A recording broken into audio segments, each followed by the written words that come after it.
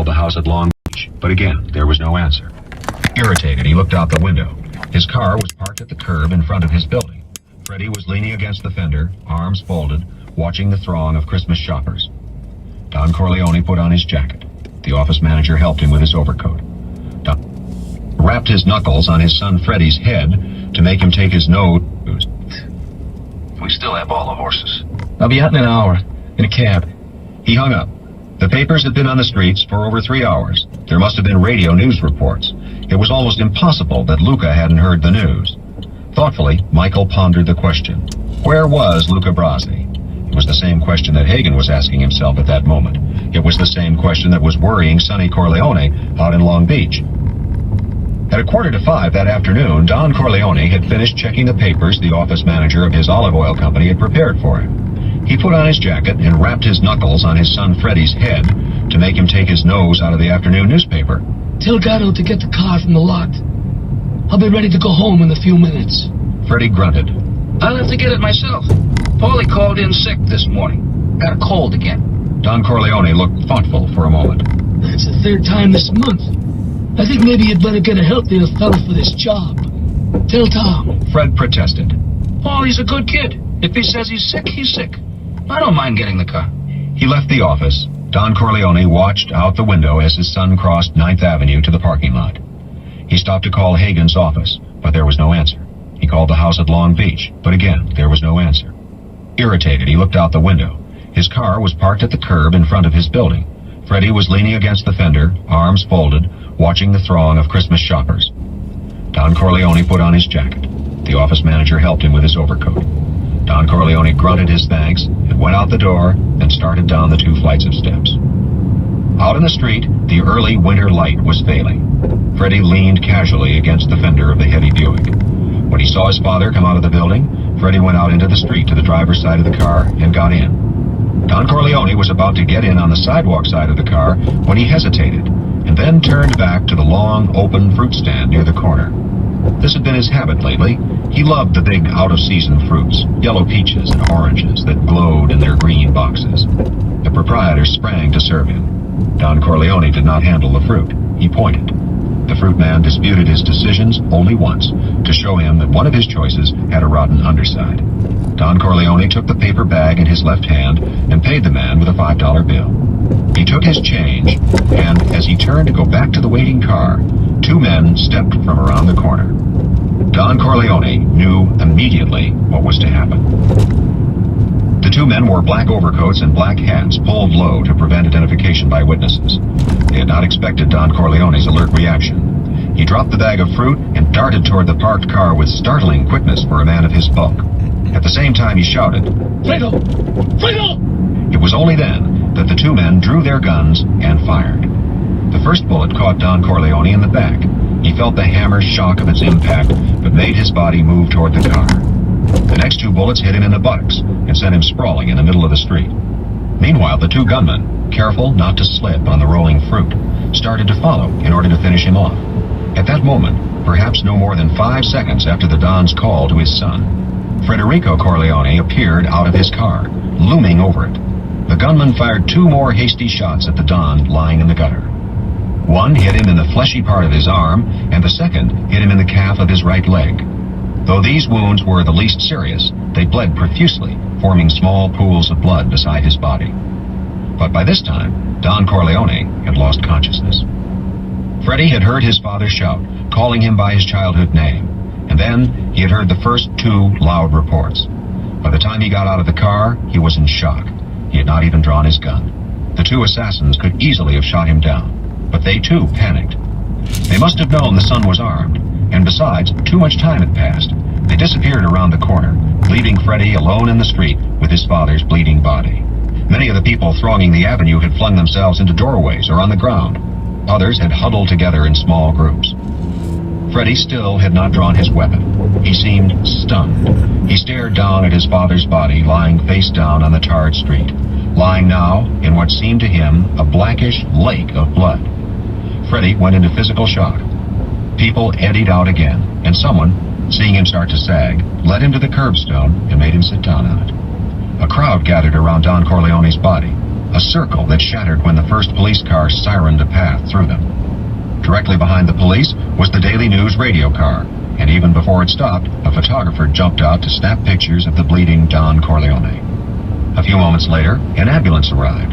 The photographer turned his attention to Freddie Corleone, who was now weeping openly, and this was a curiously comical sight because of his tough, Cupid-featured face, heavy nose, and thick mouth smeared with snot. Detectives were spreading through the crowd, and more police cars were coming up. One detective knelt beside Freddie, questioning him, but Freddie was too deep in shock to answer. The detective reached inside Freddie's coat and lifted his wallet. He looked at the identification inside and whistled to his partner. In just a few seconds, Freddie had been cut off from the crowd by a flock of plainclothesmen. The first detective found Freddie's gun in its shoulder holster and took it. Then they lifted Freddie off his feet and shoved him into an unmarked car. As that car pulled away, it was followed by the Daily News radio car. The photographer was still snapping pictures of everybody and everything. In the half hour after the shooting of his father, Sonny Corleone received 5 phone calls in rapid succession. The first was from Detective John Phillips, who was on the family payroll and had been in the lead car of plainclothesmen at the scene of the shooting. The first thing he said to Sonny over the phone was, "Do you recognize my voice?" "Yeah." He was fresh from a nap, called to the phone by his wife. Phillips said quickly, without preamble, "Somebody shot your father outside his place 15 minutes ago. He's alive, but hurt bad. They've taken him to French Hospital. They got your brother Freddie down at the Chelsea precinct. You better get him a doctor when they turn him loose. I'm going down to the hospital now to help question your old man if he can talk. I'll keep you posted." Across the table, Sonny's wife, Sandra, noticed that her husband's face had gone red with flushing blood. His eyes were glazed over. She whispered, "What's the matter?" He waved at her impatiently to shut up, swung his body away so that his back was toward her, and said into the phone, "You sure he's alive?" "Yeah, I'm sure. A lot of blood, but I think maybe he's not as bad as he looks." "Thanks. Be home tomorrow morning, 8 sharp. You got a grand coming." Sonny cradled the phone. He forced himself to sit still. He knew that his greatest weakness was his anger, and this was one time when anger could be fatal. The first thing to do was get Tom Hagen, but before he could pick up the phone, it rang. The call was from the bookmaker licensed by the family to operate in the district of the Don's office. The bookmaker had called to tell him that the Don had been killed, shot dead in the street. After a few questions to make sure that the bookmaker's informant had not been close to the body, Sonny dismissed the information as incorrect.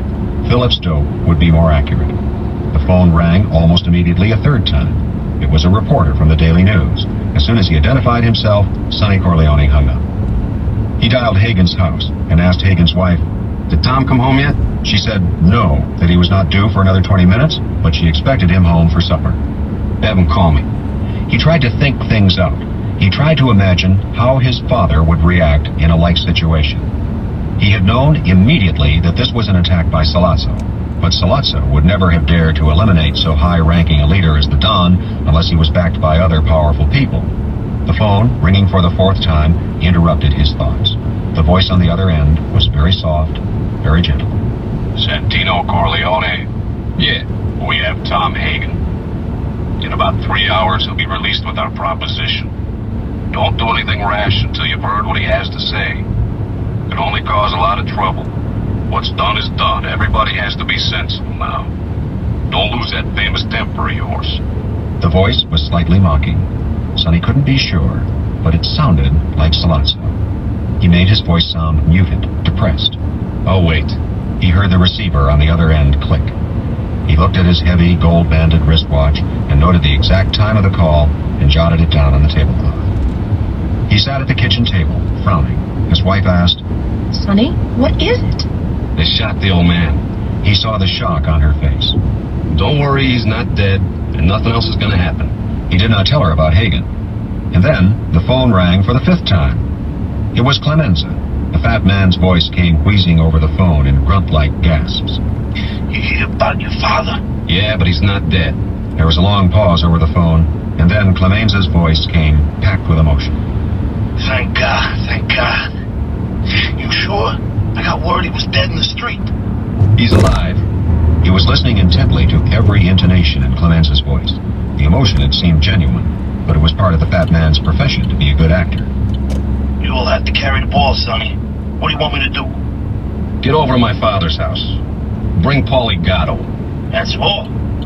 Don't you want me to send some people to the hospital in your place? No, I just want you and Paulie Gatto. There was a long pause. Clemenza was getting the message. To make it a little more natural, Sonny asked, Where the hell was Paulie anyway? What the hell was he doing? There was no longer any wheezing on the other end of the line. Clemenza's voice was guarded. Paulie was sick. He had a cold, so he stayed home. He's been a little sick all winter. Sonny was instantly alert. How many times did he stay home the last couple of months? Maybe 3 or 4 times. I always asked Freddie if he wanted another guy, but he said no. There's been no cause. Last 10 years, things been smooth, you know. Yeah. I'll see you at my father's house. Be sure you bring Paulie. Pick him up on your way over. I don't care how sick he is. You got that? He slammed down the phone without waiting for an answer. His wife was weeping silently. He stared at her for a moment, then said in a harsh voice, Any of our people call, tell them to get me in my father's house on a special phone. Anybody else call, you don't know nothing. If Tom's wife calls, tell her that Tom won't be home for a while. He's on business. He pondered for a moment. A couple of our people will come to stay here. He saw her look of fright. You don't have to be scared. I just want them here. Do whatever they tell you to do. If you want to talk to me, give me on Pop's special phone, but don't call me unless it's really important. And don't worry. He went out of the house. Darkness had fallen, and the December wind whipped through the mall. Sonny had no fear about stepping out into the night. All 8 houses were owned by Don Corleone. At the mouth of the mall, the 2 houses on either side were rented by family retainers with their own families and star boarders, single men who lived in the basement apartments. Of the remaining 6 houses that formed the rest of the half-circle, 1 was inhabited by Tom Hagen and his family, his own, and the smallest and least ostentatious by the Don himself. The other 3 houses were given rent-free to retired friends of the Don, with the understanding that they would be vacated whenever he requested. The harmless-looking mall was an impregnable fortress. All 8 houses were equipped with floodlights, which bathed the grounds around them and made them all impossible to lurk in. Sonny went across the street to his father's house and let himself inside with his own key. Ma, where are you? His mother came out of the kitchen. Behind her rose the smell of frying peppers. Before she could say anything, Sonny took her by the arm and made her sit down. I just got a call. Now don't get worried. Pop's in the hospital. He's hurt. Get dressed and get ready to get down there. I'll have a car and a driver for you in a little while, okay?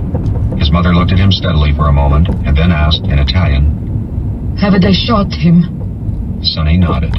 His mother bowed her head for a moment. Then she went back into the kitchen. Sonny followed her. He watched her turn off the gas under the pan full of peppers and then go out and up to the bedroom. He took peppers from the pan and bread from the basket on the table and made a sloppy sandwich with hot olive oil dripping from his fingers. He went into the huge corner room that was his father's office. What? A Pepper's sandwich. Pepper sandwich. Guarantee you that had like a little sausage in it or something. Or something. Guarantee it. They're just calling it Peppers. Because you know it's Italian. Guarantee you have. Hey, it's Peppers. Nah.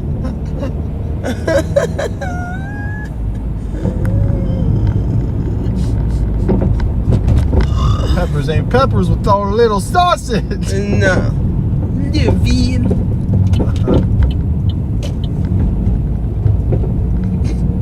They love them some sausage. Yeah. Some pork. Yeah. They're really good at it. Yeah. Italian sausage. Holy shit. I swear to God.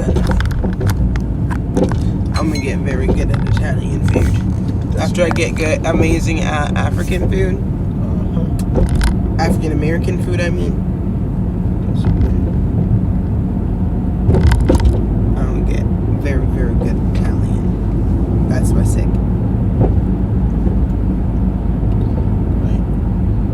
Office and took the special phone from a locked cabinet box.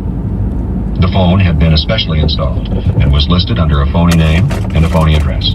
The first person he called was Luca Brasi. There was no answer.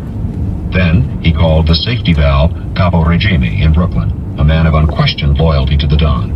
This man's name was Tessio. Sonny told him what had happened.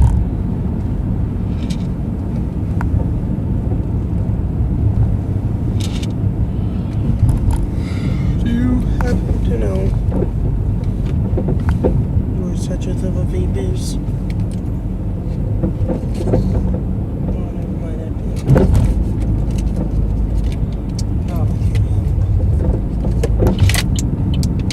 Only ever with my help. Never with your help. Never have I accomplished anything ever with your help. 100% helpless without my help.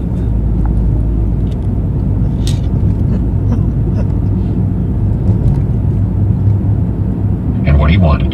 Tessio was to recruit 50 absolutely reliable men. He was to send guards to the hospital. He was to send men out to Long Beach to work there.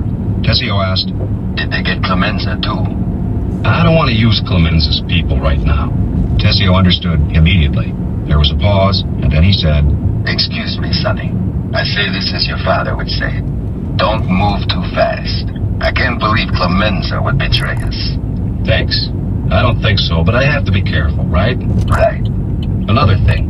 My kid brother Mike goes to college in Hanover, New Hampshire. Get some people we know in Boston to go up and get him and bring him down here to the house until this blows over. I'll call him up so he'll expect them. Again, I'm just playing the percentages just to make sure. Okay. I'll be over your father's house as soon as I get things rolling. Okay? You know my boys, right? Yeah. He hung up. He went over to a small wall safe and unlocked it. From it, he took an indexed book bound in blue leather. He opened it to the T's until he found the entry he was looking for. It read, Ray Farrell, $5,000, Christmas Eve. This was followed by a telephone number. Sonny dialed the number and said, Farrell? The man on the other end answered. Yes? This is Santino Corleone. I want you to do me a favor, and I want you to do it right away. I want you to check 2 phone numbers and give me all the calls they got and all the calls they made for the last 3 months.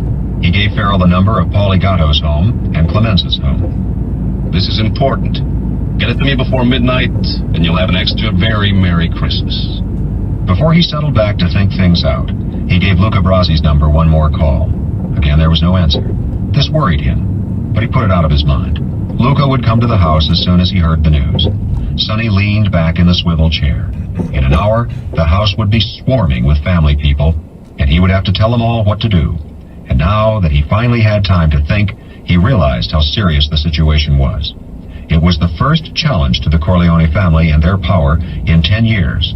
There was no doubt that Sollozzo was behind it, but he would never have dared attempt such a stroke unless he had support from at least one of the 5 great New York families. And that support must have come from the Tattaglias, which meant a full-scale war or an immediate settlement on Sollozzo's terms. Sonny smiled grimly. The wily Turk had planned well, but he had been unlucky. The old man was alive, and so it was war.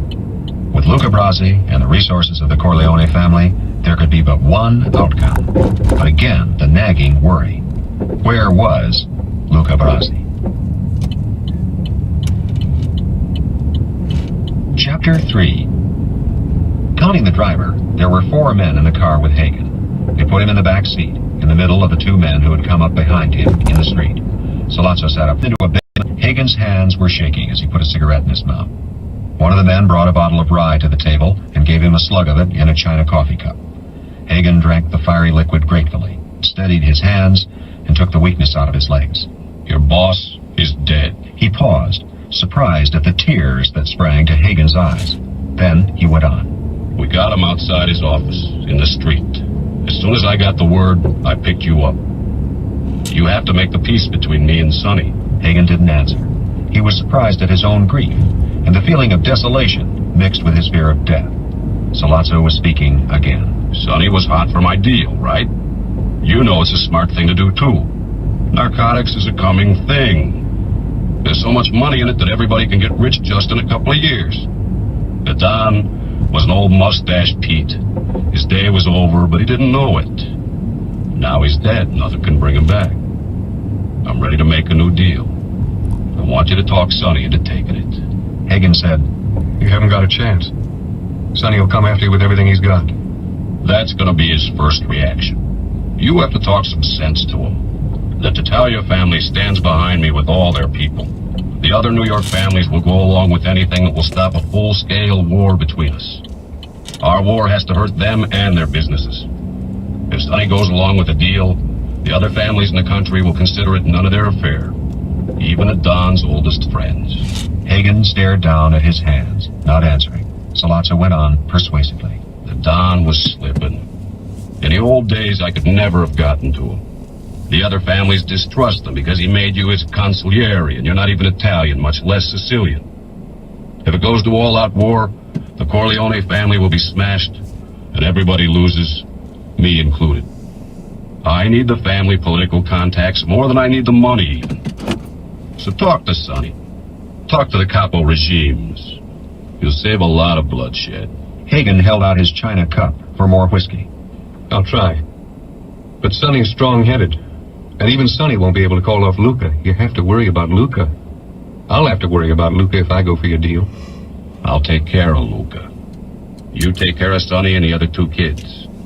Listen, you can tell him that Freddie would have gotten it today with his old man, but my people had strict orders not to gun him. I didn't want any more hard feelings than necessary. You can tell him that. Freddie's alive because of me. Finally, Hagen's mind was working. For the first time, he really believed that Sollozzo did not mean to kill him or hold him as a hostage. The sudden relief from fear that flooded his body made him flush with shame.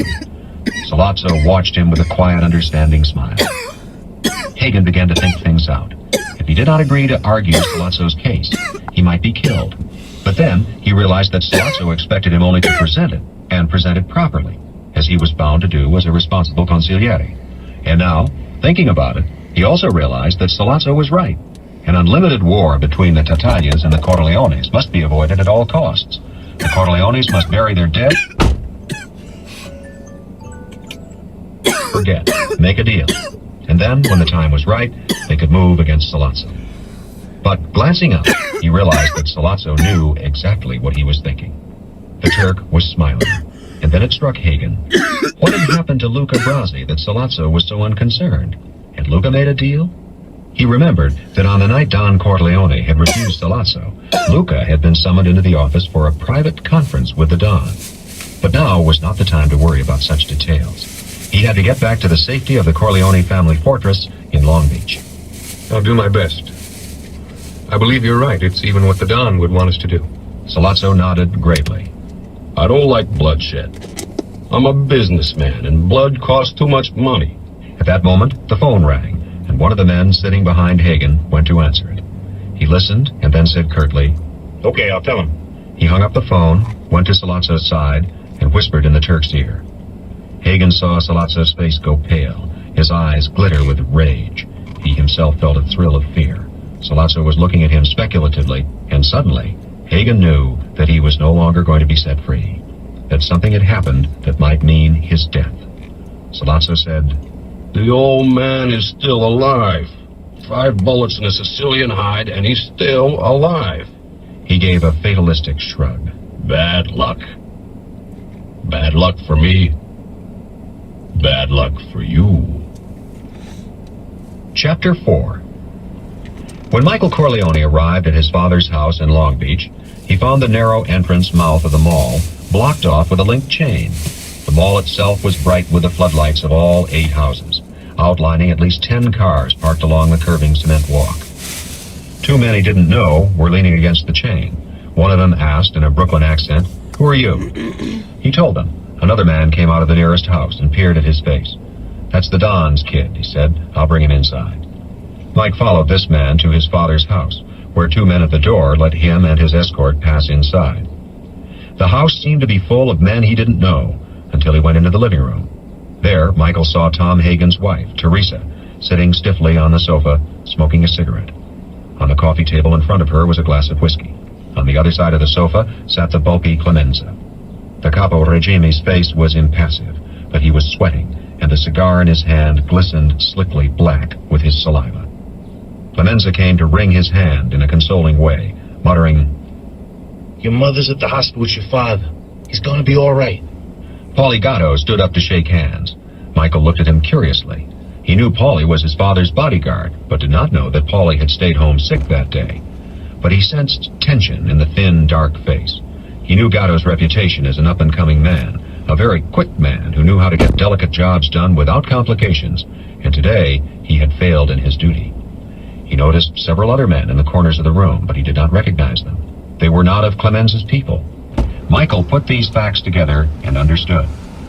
Clemenza and Gatto were suspect. Thinking that Paulie had been at the scene, he asked the ferret-faced young man, How's Freddy? He okay? Doctor gave him a shot. He's sleeping. Michael went to Hagen's wife and bent down to kiss her cheek. They'd always liked each other. He whispered. Sonny was sprawled out in his chair behind the desk, holding a yellow pad in one hand and a pencil in the other. The only other man in the room with him was the capo regime, Tessio, whom Michael recognized and immediately realized that it must be his men who were in the house and forming the new palace guard. He, too, had a pencil and pad in his hands. When Sonny saw them, he came from behind the desk and took Hagen's wife in his arms. Don't worry, Teresa. Tom's okay. They just want to give him a proposition. They said they'd turn him loose. He's not on the operating end. He's just our lawyer. There's no reason for anybody to do him harm. He released Teresa, and then, to Michael's surprise, he too got a hug and a kiss on the cheek. He pushed Sonny away and said, grinning, After I get used to you beating me up, I gotta put up with this? They had often fought when they were younger. Sonny shrugged. Listen, kid, I was worried when I couldn't get a hold of you in that hick town. Not that I gave a crap if they knocked you off, but I didn't like the idea of bringing the news to the old lady. I had to tell her about Pop. How'd she take it? Good. She's been through it before. Me too. You were too young to know about it, and then things got pretty smooth while you were growing up. He paused and then said, She's down at the hospital with the old man. He's got to pull through. How about us going down? Sonny shook his head and said dryly, I can't leave this house until it's all over. The phone rang. Sonny picked it up and listened intently. While he was listening, Michael sauntered over to the desk and glanced down at the yellow pad Sonny had been writing on. There was a list of 7 names. The first 3 were Sollazzo, Philip Tattaglia, and John Tattaglia. It struck Michael with full force that he had interrupted Sonny and Tessio as they were making up a list of men to be killed. When Sonny hung up the phone, he said to Teresa Hagen and Michael, Can you two wait outside? I got some business with Tessio we have to finish. Was that call about Tom? She said it almost truculently, but she was weeping with fright. Sonny put his arm around her and led her to the door. I swear he's going to be okay. Wait in the living room. I'll come out as soon as I hear something. He shut the door behind her. Michael had sat down in one of the big leather armchairs. Sonny gave him a quick, sharp look and then went to sit down behind the desk. You hang around me, Mike, you're going to hear things you don't want to hear. Michael lit a cigarette. I can help out. No, you can't. The old man would be sore as hell if I let you get mixed up in this. Michael stood up and yelled, You lousy bastard, he's my father. I'm not supposed to help him? I can help. I don't have to go out and kill people, but I can help. Stop treating me like a kid brother. I was in the war. I got shot, remember? I killed some Japs. What the hell do you think I'll do when you knock somebody off? Faint? Sonny grinned at him. Pretty soon you want me to put up my dukes. Okay, stick around. You can handle the phone. He turned to Tessio. That call I just got gave me dope we needed. He turned to Michael. Somebody had to finger the old man. It could have been Clemenza. It could have been Paulie Gatto, who was very conveniently sick today. I know the answer now. Let's see how smart you are, Mike. You're the college boy. Who sold out to Sollazzo? Michael sat down again and relaxed back into the leather armchair. He thought everything over very carefully. Clemenza was a capo regime in the Corleone family structure. Don Corleone had made him a millionaire, and they had been intimate friends for over 20 years. He held one of the most powerful posts in the organization. What could Clemenza gain for betraying his Don? More money? He was rich enough, but then men are always greedy. More power? Revenge for some fancy insult or slight? That Hagen had been made the consigliere? Or perhaps a businessman's conviction that Sollazzo would win out? No, it was impossible for Clemenza to be a traitor. And then, Michael thought sadly, it was only impossible because he didn't want Clemenza to die. The fat man had always brought him gifts when he was growing up, and sometimes taken him on outings when the Don had been too busy. He could not believe that Clemenza was guilty of treachery. But on the other hand, Sollazzo would want Clemenza in his pocket more than any other man in the Corleone family. Michael thought about Paulie Gatto. Paulie, as yet, had not become rich. He was well thought of, his rise in the organization was certain, but he would have to put in his time like everybody else. Also, he would have wilder dreams of power, as the young always do. It had to be Paulie. And then Michael remembered that in the 6th grade, he and Paulie had been in the same class in school, and he didn't want it to be Paulie either. He shook his head. Neither one of them. But he said it only because Sonny had said he had the answer. If it had been a vote, he would have voted Paulie guilty. Sonny was smiling at him. Don't worry, Clemenza is okay. It's Paulie. Michael could see that Tessio was relieved. As a fellow capo regime, his sympathy would be with Clemenza. Also, the present situation was not so serious if treachery did not reach so high. Tessio said cautiously, "Then I can send my people home tomorrow?" The day after tomorrow. I don't want anybody to know about this until then. Listen, I want to talk some family business with my brother, personal. Wait out in the living room, eh? We can finish our list later. You and Clemenza will work together on it. Sure. Tessio went out. How do you know for sure it's Paulie? We have people in a telephone company, and they track down all of Paulie's phone calls in and out. Clemenza's too. On a 3 days Paulie was sick this month, he got a call from a street booth across from the old man's building. Today, too. They were checking to see if Paulie was coming down or somebody was being sent down to take his place. Or for some other reason. It doesn't matter. Sonny shrugged. Thank God it was Paulie. We'll need Clemenza bad. Is it gonna be an all-out war? Sonny's eyes were hard. That's how I'm gonna play it as soon as Tom checks in. Until the old man tells me different. So why don't you wait until the old man can tell you? Sonny looked at him, curious. How the hell did you win those combat medals? We are under the gun, man. We gotta fight. I'm just afraid they won't let Tom go. Michael was surprised at this. Why not? Again, Sonny's voice was patient. They snatched Tom because they figured the old man was finished and they could make a deal with me, and Tom would be the sit-down guy in the preliminary stages, carry the proposition. Now with the old man alive, they know I can't make a deal, so Tom's no good to them. They can turn him loose or dump him, depending how Salazzo feels. If they dump him, it would be just to show us they really mean business. Try to bulldoze us. What made Salazzo think he could get a deal with you?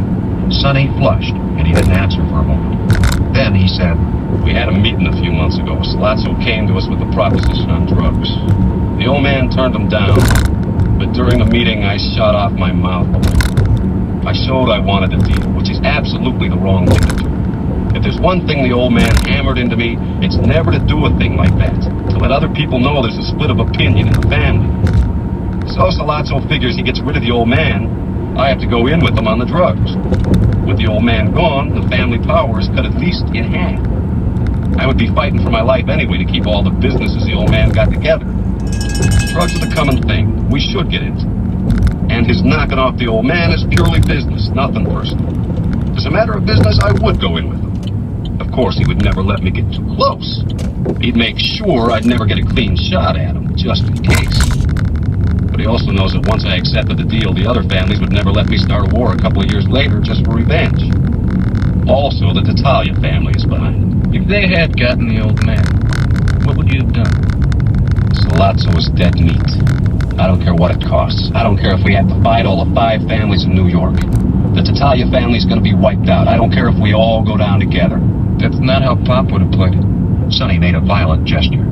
I know I'm not the man he was, but I'll tell you this, and he'll tell you too. When it comes to real action, I can operate as good as anybody, short range. Salazzo knows that, and so do Clemenza and Tessio. I made my bones when I was 19, the last time the family had a war, and I was a big help to the old man, so I'm not worried now. Tagged with Luca. Is Luca that tough, like they say? Is he that good? Sonny nodded.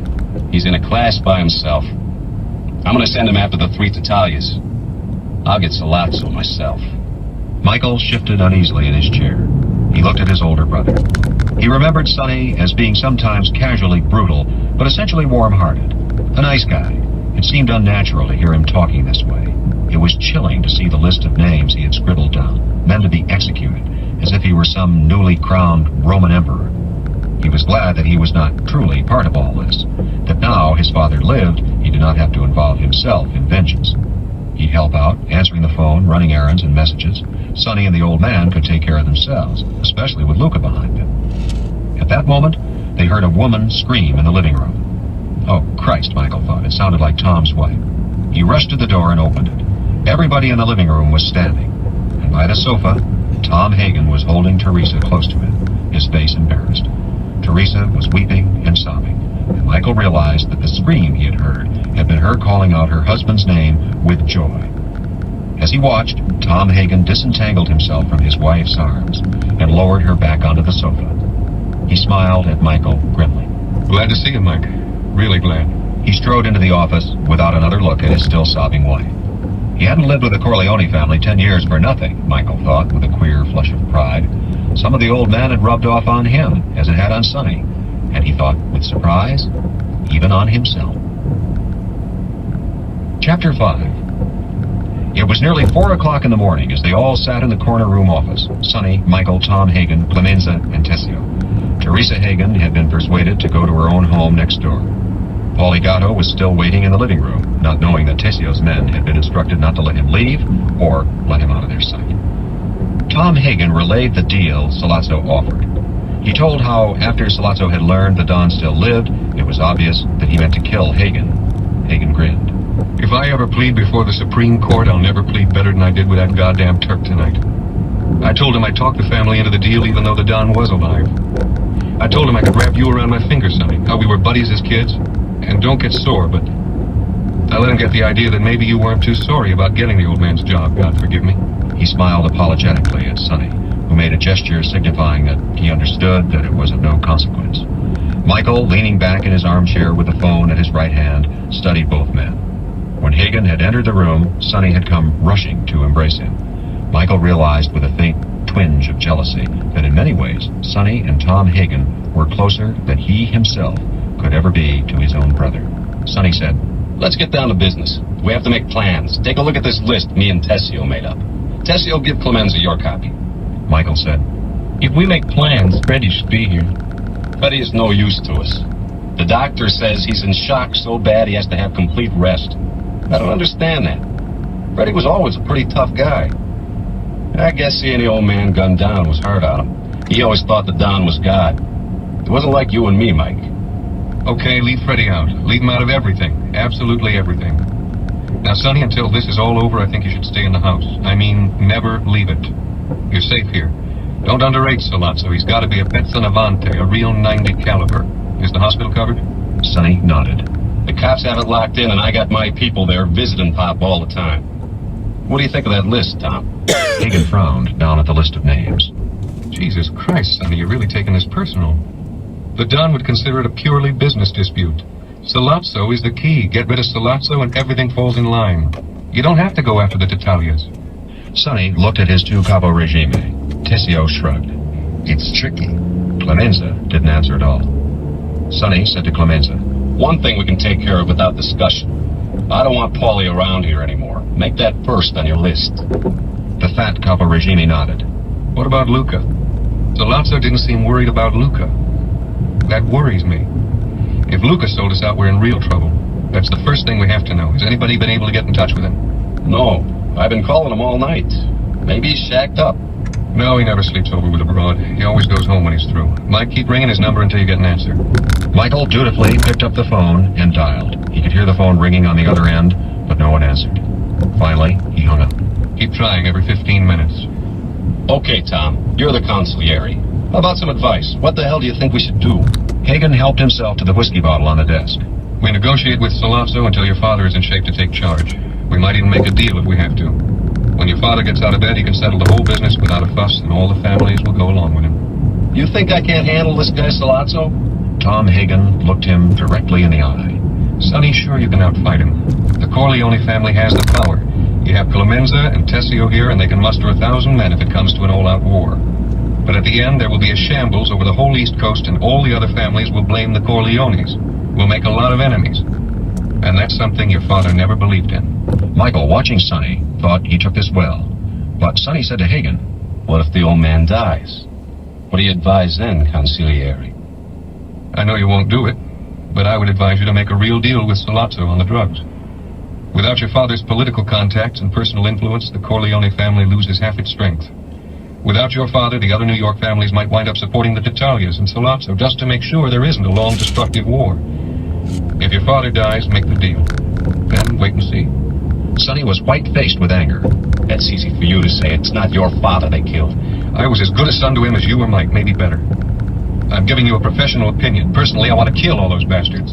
The emotion in his voice shamed Sonny. Ah, Christ, Tom, I didn't mean it that way.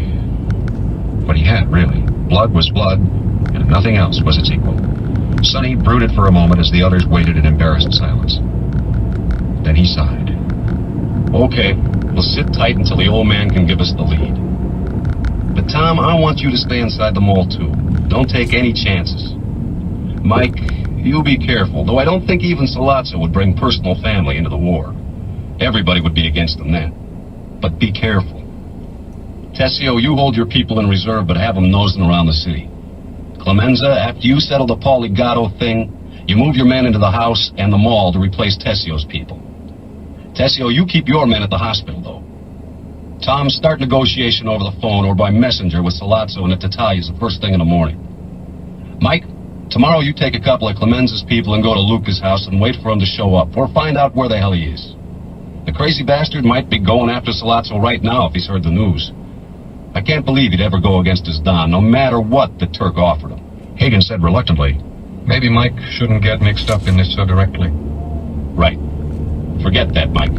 Anyway, I need you on the phone here in the house. That's more important. Michael didn't say anything. He felt awkward, almost ashamed, and he noticed Clemenza and Tessio with faces so carefully impassive that he was sure that they were hiding their contempt. He picked up the phone and dialed Luca Brasi's number and kept the receiver to his ear as it rang and rang.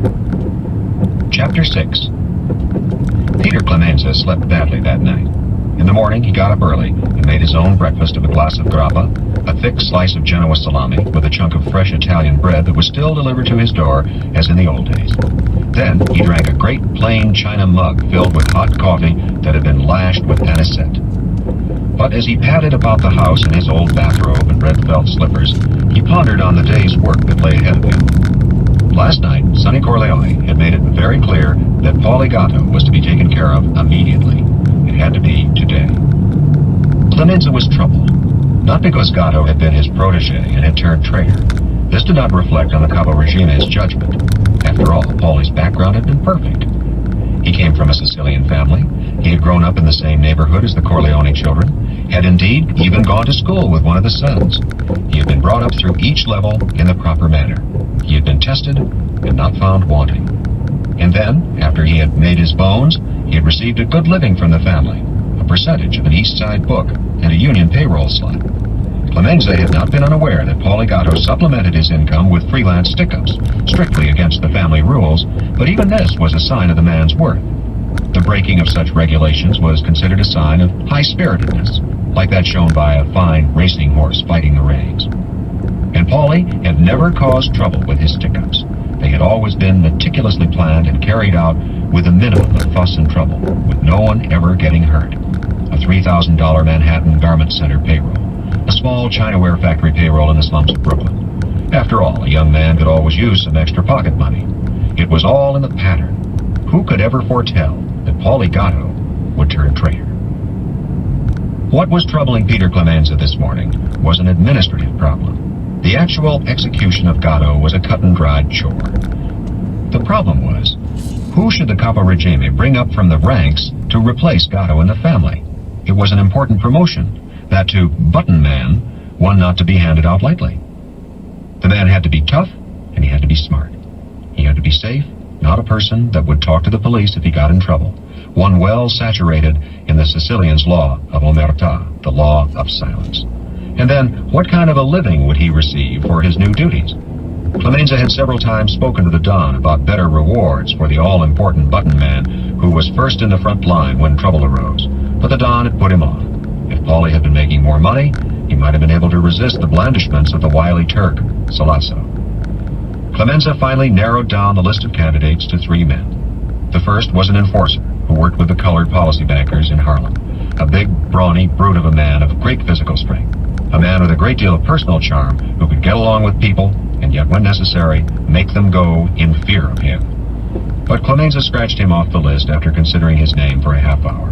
This man got along too well with the black people, which hinted at some flaw of character. Also, he would be too hard to replace in the position he now held. The second name Clemenza considered and almost settled on was a hard-working chap who served faithfully and well in the organization. This man was the collector of delinquent accounts for family-licensed Shylocks in Manhattan. He had started off as a bookmaker's runner, but he was not quite yet ready for such an important promotion. Finally, he settled on Rocco Lampone. Lampone had served a short but impressive apprenticeship in the family. During the war, he had been wounded in Africa and had been discharged in 1943. Because of the shortage of young men, Clemenza had taken him on, even though Lampone was partially incapacitated by his injuries and walked with a pronounced limp. Clemenza had used him as a black market contact in the garment center and with government employees controlling OPA food stamps. From that, Lampone had graduated to troubleshooter for the whole operation. What Clemenza liked about him was his good judgment. He knew that there was no percentage in being tough about something that would only cost a heavy fine or 6 months in jail. Small prices to pay for the enormous profits earned. He had the good sense to know that it was not an area for heavy threats, but light ones. He kept the whole operation in a minor key, which was exactly what was needed. Clemenza felt the relief of a conscientious administrator who has solved a knotty personnel problem. Yes, it would be Rocco Lampone who would assist, for Clemenza planned to handle this job himself, not only to help a new, inexperienced man make his bones, but to settle a personal score with Paulie Gatto. Paulie had been his protege. He had advanced Paulie over the heads of more deserving and more loyal people. He had helped Paulie make his bones and furthered his career in every way. Paulie had not only betrayed the family, he had betrayed his padrone, Peter Clemenza. This lack of respect had to be repaid. Everything else was arranged. Paulie Gatto had been instructed to pick him up at 3 in the afternoon and to pick him up with his own car, nothing hot.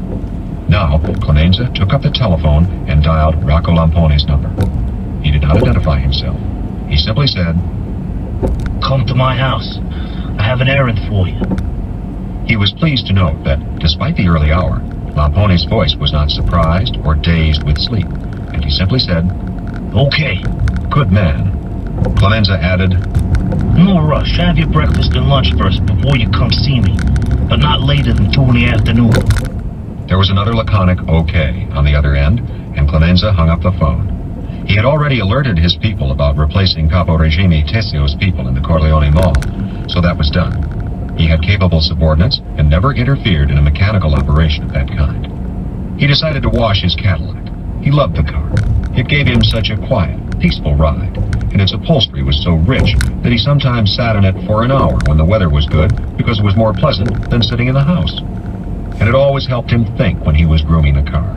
He remembered his father in Italy doing the same thing with donkeys. Clemenza worked inside the heated garage. He hated cold.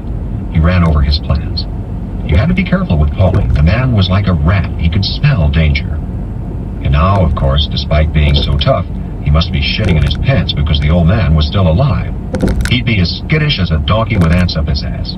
But Clemenza was accustomed to these circumstances, usual in his work. First, he had to have a good excuse for Rocco to accompany them. Second, he had to have a plausible mission for the three of them to go on. Of course, strictly speaking, this was not necessary. Paulie Gatto could be killed without any of these frills. He was locked in. He could not run away. But Clemenza felt strongly that it was important to keep good working habits and never give away a fraction of a percentage point. You never could tell what might happen. And these matters were, after all, questions of life and death. As he washed his baby blue Cadillac, Peter Clemenza pondered and rehearsed his lines, the expressions of his face. He would be curt with Paulie, as if displeased with him. With a man so sensitive and suspicious as Gatto, this would throw him off the track, or at least leave him uncertain. Undue friendliness would make him wary. But of course, the curtness must not be too angry. It had to be rather an absent-minded sort of irritation. And why Lampone? Paulie would find that most alarming, especially since Lampone had to be in the rear seat. Paulie wouldn't like being helpless at the wheel with Lampone behind his head. Clemenza rubbed and polished the metal of his Cadillac furiously. It was going to be tricky, very tricky. For a moment he debated whether to recruit another man, but decided against it.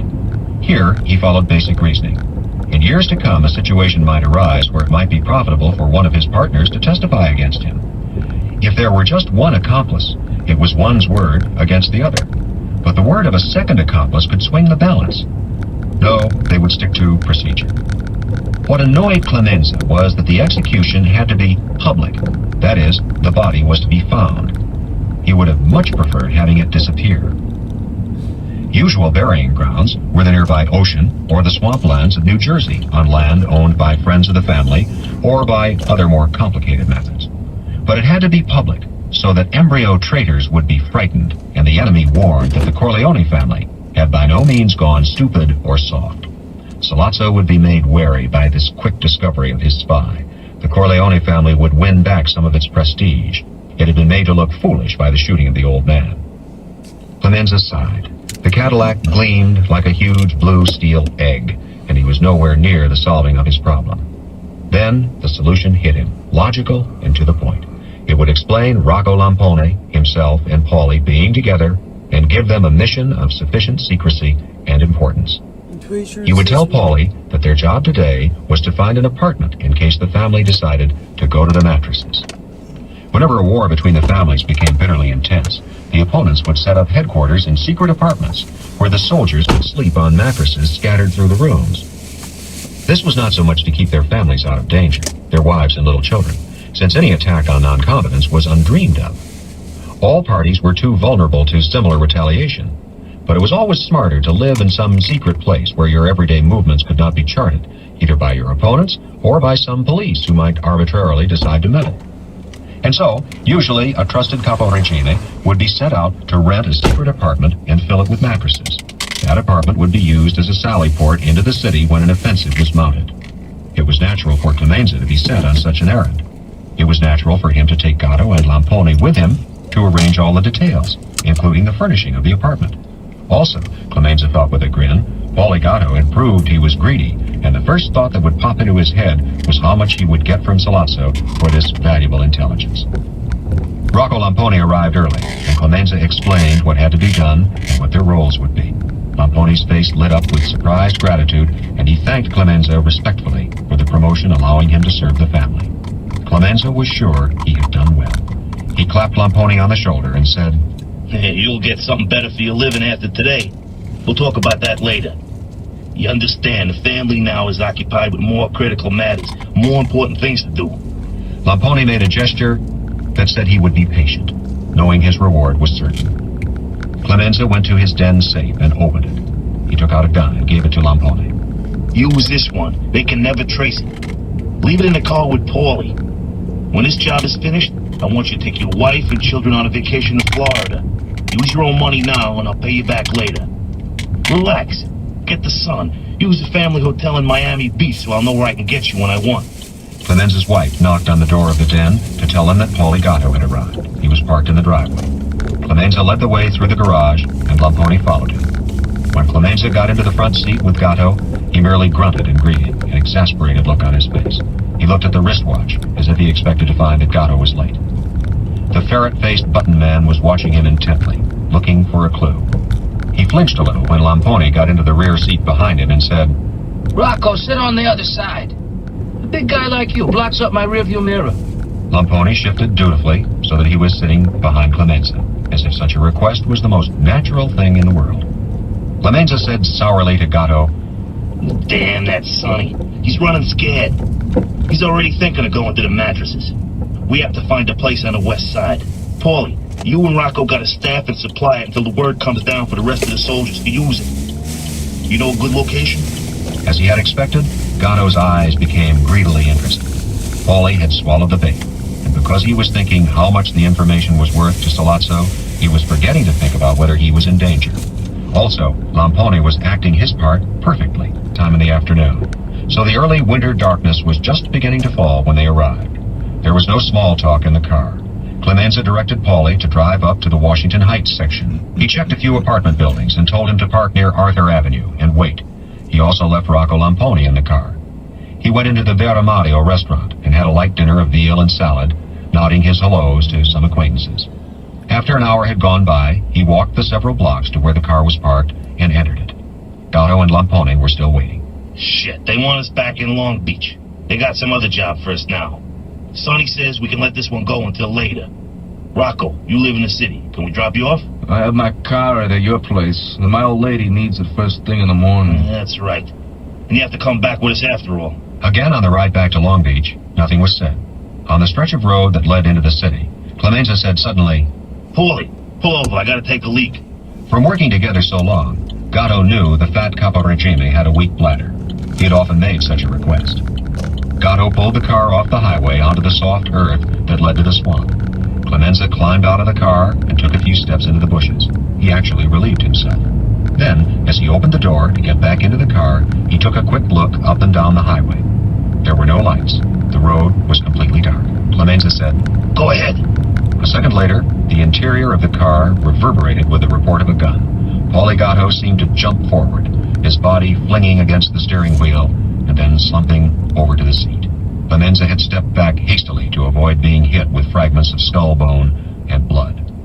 Rocco Lampone scrambled out of the back seat. He still held the gun, and he threw it into the swamp. He and Clemenza walked hastily to a car parked nearby and got in. Lampone reached underneath the seat and found the key that had been left for them. He started the car and drove Clemenza to his home. Then, instead of going back by the same route, he took the Jones Beach Causeway right on through to the town of Merrick and onto the Meadowbrook Parkway until he reached the Northern State Parkway. He rode that to the Long Island Expressway and then continued on to the Whitestone Bridge and through the Bronx to his home in Manhattan. Chapter 7. On the night before the shooting of Don Corleone, his strongest and most loyal and most feared retainer prepared to meet with the enemy. Luca Brasi had made contact with the forces of Sollozzo several months before. He had done so on the orders of Don Corleone himself. He had done so by frequenting the nightclubs controlled by the Tattaglia family and by taking up with one of their top call girls. In bed with this call girl, he grumbled about how he was held down in the Corleone family, how his worth was not recognized. After a week of this affair with the call girl, Luca was approached by Bruno Tattaglia, manager of the nightclub. Bruno was the youngest son, and ostensibly not connected with the family business of prostitution. But his famous nightclub with its dancing line of long-stemmed beauties was the finishing school for many of the city hookers. The first meeting was all above board, Tattaglia offering him a job to work in the family business as enforcer. The flirtation went on for nearly a month. Luca played his role of man infatuated with a young, beautiful girl. Bruno Tattaglia the role of a businessman trying to recruit an able executive from a rival. At one such meeting, Luca pretended to be swayed, then said, "But one thing must be understood. I will never go against the Godfather. Don Corleone is a man I respect. I understand that he must put his sons before me in the family business." Bruno Tattaglia was one of the new generation, with a barely hidden contempt for the old mustache Petes like Luca Brasi, Don Corleone, and even his own father. He was just a little too respectful. Now he said, "My father wouldn't expect you to do anything against the Corleones. Why should he? Everybody gets along with everybody else now. It's not like the old days. It's just that if you're looking for a new job, I can pass along the word to my father. There's always need for a man like you in our business. It's a hard business, and it needs hard men to keep it running smooth. Let me know if you ever make up your mind." Luca shrugged. "It's not so bad where I'm at." And so they left it. The general idea had been to lead the Tattaglias to believe that he knew about the lucrative narcotics operation and that he wanted a piece of it freelance. In that fashion, he might hear something about Sollozzo's plans, if the Turk had any, or whether he was getting ready to step on the toes of Don Corleone. After waiting for 2 months with nothing else happening, Luca reported to the Don that obviously Sollozzo was taking his defeat graciously. The Don had told him to keep trying, but merely as a sideline, not to press him. Luca had dropped into the nightclub the evening before Don Corleone's being shot. Almost immediately, Bruno Tattaglia had come to his table and sat down. "I have a friend who wants to talk to you." "Bring him over. I'll talk to any friend of yours." "No, he wants to see you in private." "Who is it?" "Just a friend of mine. He wants to put a proposition to you. Can you meet him later on tonight?" "Sure. What time and where?" "The club closes at 4 in the morning. Why don't you meet in here while the waiters are cleaning up?" They knew his habits, Luca thought. They must have been checking him out. He usually got up about 3 or 4 in the afternoon and had breakfast, and then amused himself by gambling with cronies in the family or had a girl. Sometimes he saw one of the midnight movies, and then would drop in for a drink at one of the clubs. He never went to bed before dawn, so the suggestion of a 4 a.m. meeting was not as outlandish as it seemed. Sure. I'll be back at 4. He left the club and caught a cab to his furnished room on 10th Avenue. He boarded with an Italian family to which he was distantly related. His 2 rooms were separated from the rest of their railroad flat by a special door. He liked the arrangement because it gave him some family life and also protection against surprise where he was most vulnerable. The sly Turkish fox was going to show his bushy tail, Luca thought. If things went far enough, if Sollozzo committed himself tonight, maybe the whole thing could be wound up as a Christmas present for the Don. In his room, Luca unlocked the trunk beneath the bed and took out a bulletproof vest. It was heavy. He undressed and put it on over his woolen underwear, then put his shirt and jacket over it. He thought for a moment of calling the Don's house at Long Beach to tell him of this new development, but he knew the Don never talked over the phone to anyone, and the Don had given him this assignment in secret, and so did not want anyone, not even Hagen or his eldest son, to know about it. Luca always carried a gun.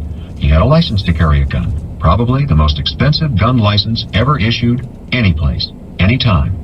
It had cost a total of $10,000, but it would keep him out of jail if he was frisked by the cops. As a top executive operating official of the family, he rated the license. But tonight, just in case he could finish off the job, he wanted a safe gun, one that could not possibly be traced. But then, thinking the matter over, he decided that he would just listen to the proposition tonight and report back to the Godfather, Don Corleone. He made his way back to the club, but he did not drink anymore. Instead, he wandered out to 48th Street, where he had a leisurely late supper at Patsy's, his favorite Italian restaurant. When it was time for his appointment, he drifted uptown to the club entrance. The doorman was no longer there when he went in. The hat-check girl was gone. Only Bruno Tattaglia waited to greet him and lead him to the deserted bar at the side of the room. Before him, he could see the desert of small tables with the polished yellow wood dance floor gleaming like a small diamond in the middle of them. In the shadows was the empty bandstand. Out of it grew the skeleton metal stalk of a microphone. Luca sat at the bar, and Bruno Tattaglia went behind it. Luca refused the drink offered to him and lit a cigarette. It was possible that this would turn out to be something else, not the Turk. But then he saw Sollozzo emerge out of the shadows at the far end of the room. Sollozzo shook his hand and sat at the bar next to him. Tattaglia put a glass in front of the Turk, who nodded his thanks. Sollozzo asked, "Do you know who I am?" Luca nodded. He smiled grimly. The rats were being flushed out of their holes. It would be his pleasure to take care of this renegade Sicily. "Do you know what I am going to ask of you?" Luca shook his head. "There's big business to be made. I mean millions for everybody at the top level. On a first shipment, I can guarantee you $50,000. I'm talking about drugs. It's a common thing." Why come to me? You want me to talk to my Don? Sollozzo grimaced. "I've already talked to the Don. He wants no part of it. All right, I can do without him. But I need somebody strong to protect the operation physically. I understand you're not happy with your family. You might make a switch." Luca shrugged. "If the offer's good enough." Sollozzo had been watching him intently and seemed to have come to a decision. "Think about my offer for a few days and then we'll talk again." He put out his hand, but Luca pretended not to see it and busied himself putting a cigarette in his mouth. Behind the bar, Bruno Tattaglia made a lighter appear magically and held it to Luca's cigarette. And then he did a strange thing. He dropped the lighter on the bar and grabbed Luca's right hand, holding it tight. Luca reacted instantly, his body slipping off the bar stool and trying to twist away. But Sollozzo had grabbed his other hand at the wrist. Still, Luca was too strong for both of them and would have broken free, except that a man stepped out of the shadows behind him and threw a thin silken cord around his neck. The cord pulled tight, choking off Luca's breath. His face became purple, the strength in his arms drained away. Tattaglia and Sollozzo held his hands easily now, and they stood there curiously childlike as the man behind Luca pulled the cord around Luca's neck tighter and tighter. Suddenly, the floor was wet and slippery. Luca's sphincter, no longer under control, opened. The waist of his body spilled out. There was no strength in him anymore, and his legs folded. His body sagged. Sollozzo and Tattaglia let his hands go, and only the strangler stayed with the victim, sinking to his knees to follow Luca's falling body, drawing the cord so tight that it cut into the flesh of the neck and disappeared. Luca's eyes were bulging out of his head as if in the utmost surprise, and this surprise was the only humanity remaining to him. He was dead. Sollozzo said, "I don't want him found. It's important that he not be found right now. He turned on his heel and left, disappearing back into the shadows. Chapter 8. The day after the shooting of Don Corleone was a busy time for the family. Michael stayed by the phone, relaying messages to Sonny. Tom Hagen was busy trying to find a mediator satisfactory to both parties so that a conference could be arranged with Sollozzo. The Turk had suddenly become cagey. Perhaps he knew that the family button men of Clemenza and Tessio were ranging far and wide over the city in an attempt to pick up his trail. But Sollozzo was sticking close to his hideout, as were all top members of the Tattaglia family. This was expected by Sonny, an elementary precaution he knew the enemy was bound to take. Clemenza was tied up with Paulie Gatto. Tessio had been given the assignment of trying to track down the whereabouts of Luca Brasi. Luca had not been home since the night before the shooting, a bad sign. But Sonny could not believe that Brasi had either turned traitor or had been taken by surprise. Mama Corleone was staying in the city with friends of the family so that she could be near the hospital. Carlo Rizzi, the son-in-law, had offered his services, but had been told to take care of his own business that Don Corleone had set him up in, a lucrative bookmaking territory in the Italian section of Manhattan. Connie was staying with her mother in town so that she, too, could visit her father in the hospital. Freddie was still under sedation in his own room of his parents' house. Sonny and Michael had paid him a visit and had been astonished at his paleness, his obvious illness. When they left Freddie's room, Sonny said to Michael, Christ, it looks like he got plugged worse than the old man. Michael shrugged. He had seen soldiers in the same condition on the battlefield, but he had never expected it to happen to Freddie. He remembered the middle brother as being physically the toughest one in the family when all of them were kids, but he had also been the most obedient son to his father.